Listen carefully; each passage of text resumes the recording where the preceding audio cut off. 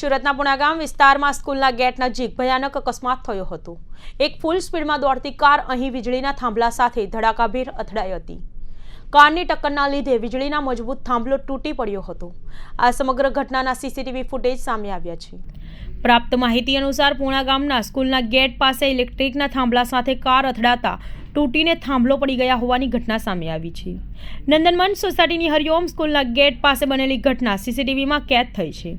ઘટના બાદ ડીજીવીસીએલના કર્મચારી તાત્કાલિક સ્થળ પર દોડી આવ્યા હતા।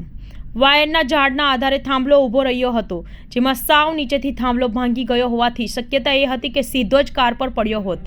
જોકે સદનસીબે તે લટકતો રહ્યો અને કારમાં સવાર એક વ્યક્તિ અને તેની બાજુમાં ટ્રાવેલિંગ કરનાર નીચે ઉતરી ગયા હતા। હાલ થાંભલા ખસેડવાની કામગીરી શરૂ કરી હોવાનું જાણવા મળ્યું છે।